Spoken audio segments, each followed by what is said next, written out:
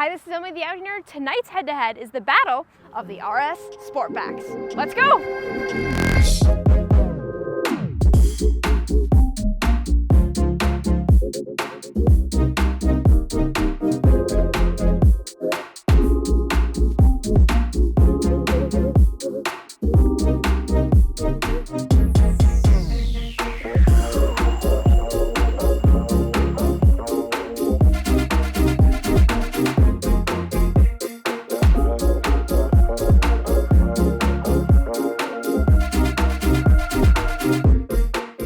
Normally during the start of my videos, I'm so excited and I know exactly what I'm gonna say and I'm ready to show you.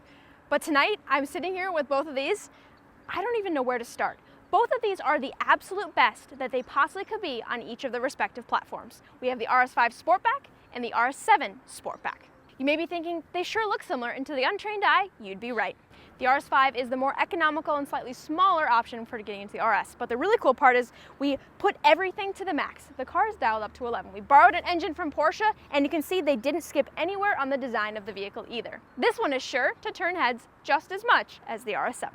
Now turning to the RS7, this is Audi's C segment vehicle, so this is more the executive class. There's going to be a lot more things standard. You're going to get into the interior and you're going to see, yes, this looks like all the other executive cars. And with that, it comes also with more weight, overall size, and a higher price tag. But we'll get into all that in just a second. Let's start with the fun parts in the front.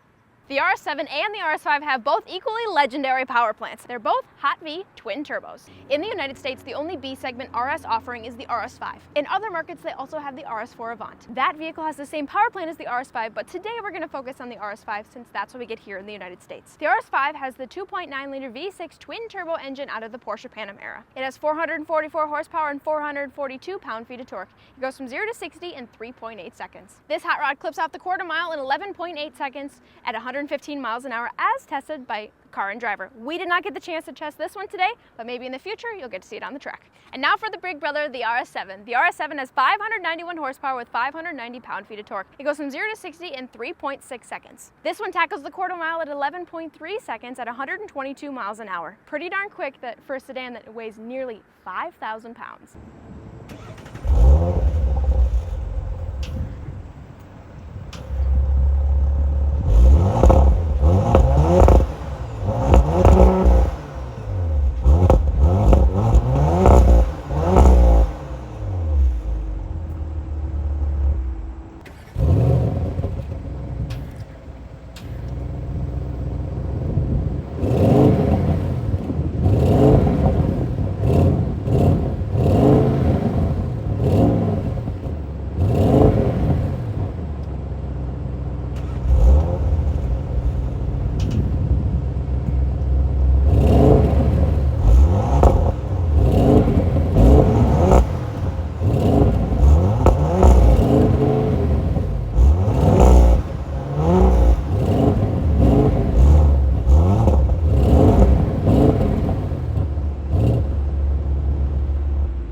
Now, I don't know if you caught that. I was not exaggerating for effect. The RS7 weighs nearly 5,000 pounds, and the RS5 is almost 900 pounds lighter than the RS7. And the most shocking part about all of that is the RS7 manages to be so much faster in the 0 to 60 and the quarter mile time with only 150 horsepower more. We talked about the weight, now let's talk about the size. I'm not going to get in the nitty-gritty exact details, but I'll put it along here for the bottom for you to review.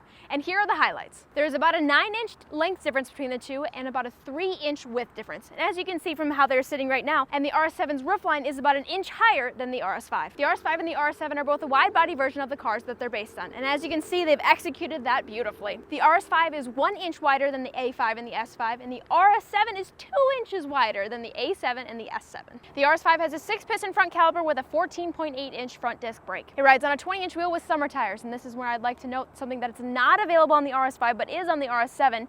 The RS7 has air ride standard. That is not an available option in any way on the RS5. Jumping over to the RS7, it has a 10-piston front caliper with a 16.5-inch front disc brake. That is a lot of stopping power, but then again, it does weigh 5,000 pounds. It rides on a 22-inch wheel on summer tires. As I mentioned, the RS7 does come standard with air ride suspension. However, there is the option for the dynamic ride control fixed suspension, which is the only option that's available on the RS5. And now for arguably the best angle, the Sportback.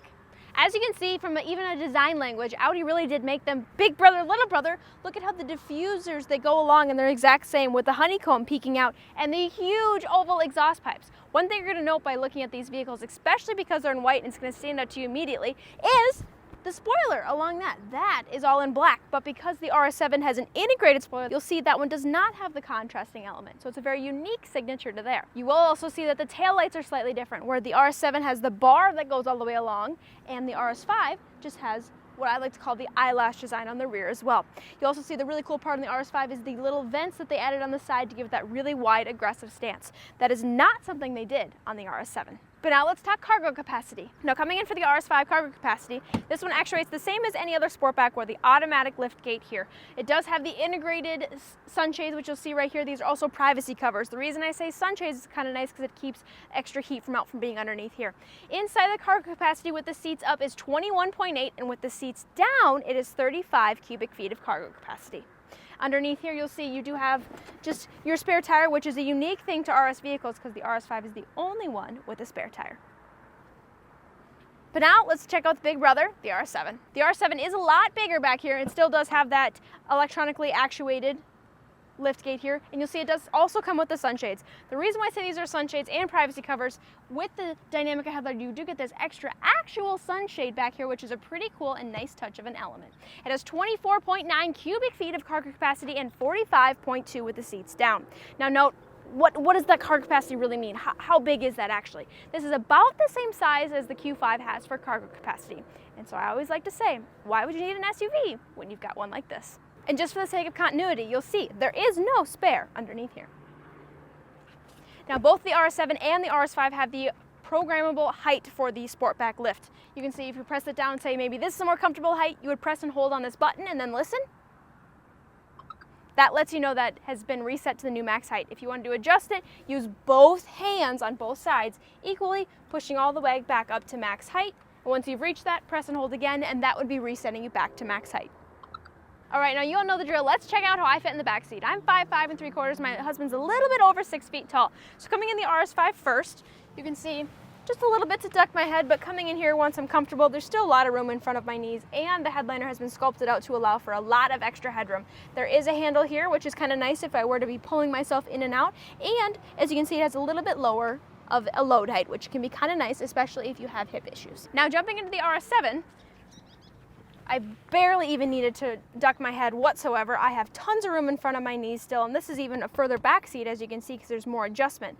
Coming up here, the headliner has also been sculpted out here for tons more headroom. I still do have a handle, but I have my own vent. That's something that is unique to the RS7 compared to the RS5 with the vent adjustment, so I can see if I want more air or less airflow and direction of the airflow as well. In addition to that, I do have the center controls along here as well. The RS5 does have a center control here, but that does not have the touch climate control panel or the ones along the B-pillar. The RS7 will have the C-segment interior, so you will see the dual screens and everything else will be the same as all of the other C-segment vehicles. This car in particular has the individual contour seat package, allowing for additional adjustment and massaging seats. Moving over to the RS5, this is a B-segment interior. The cool thing with this B-segment interior is it does have massaging seats standard. Something pretty cool that both the cars share is they do have color-changing interior ambient lighting, as you'll see in both of these cars here. You have 30 different color options, you can customize it to whatever you'd like it to be, or you can leave it on drive select, where depending on the different drive modes, we'll have different color interior lights for you. The RS7 has two different leather color options. You do have cognac brown, or you do have black leather with a variety of colored stitching options. For the RS5, there's only one leather color, that is the black leather. You do have the option, however, to choose different stitching colors. And if you want to make the car customized to be your own, you do have the option to pick from Audi Exclusive, where you can pretty much design anything you could possibly want. Both of these cars have a lot in common, and there's some noteworthy features that I'd like to mention. But first, I'd like to describe the fact that these cars are not the standard premium plus trim levels that you'd find here in the United States. RS cars are very special, and they have a la carte packages, and so a lot of these things can be added individually or within its corresponding package. But it is not confined to the premium plus, and prestige that it is on every other A and S this model. I'm not gonna ramble on about what's standard or not standard and what things are available in which packages, but I'm gonna tell you some of the highlights of the things that are available on both of these cars. Sport rear diff, sport exhaust. They both have the option for black optics and a carbon optic package. They both have the same suite of driver assistance features standard, including the 360 view camera. They both have huge panoramic sunroofs, and before you wonder what's a panoramic sunroof on a sedan, I thought panoramic sunroofs only on SUVs. The panoramic sunroof is when they lift up and pull back. A regular sunroof is when it actually goes back into the roof. This way they're even larger and have more visibility over them, and they have that really cool look on the top of the roof where it's not just this punched out, cut out hole, it's like a whole black panel on the roof. They both have matrix LED headlights, and they both also have the laser headlight, which doubles the range of the regular high beam headlights. And my favorite part is they both have the front and rear headlight animation, which we'll take a look at right now.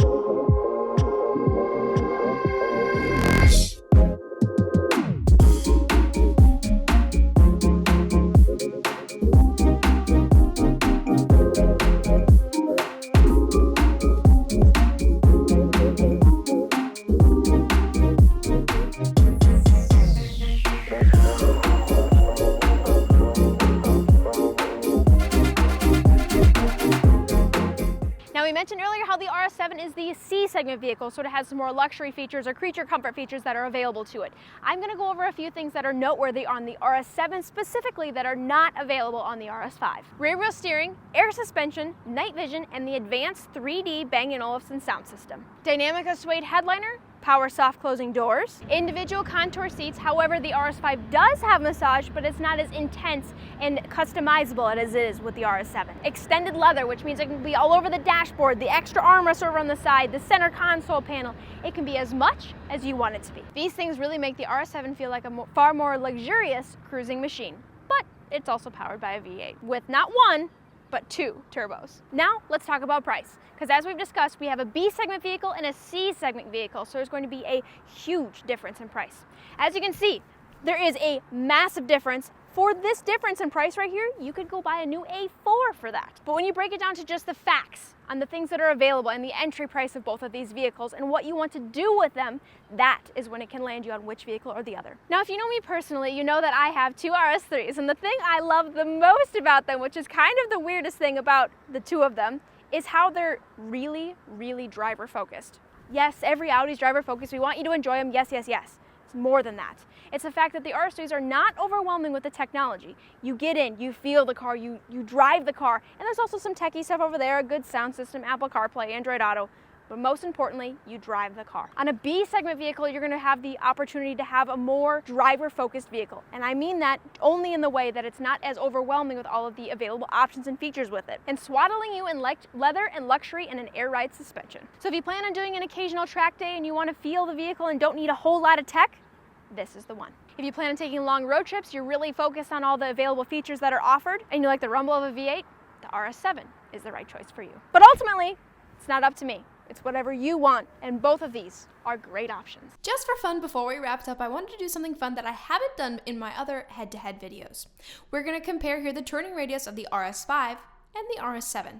Something to note is the RS7, as I mentioned, does have all-wheel steering. The RS5 does not. However, the RS5 is significantly smaller.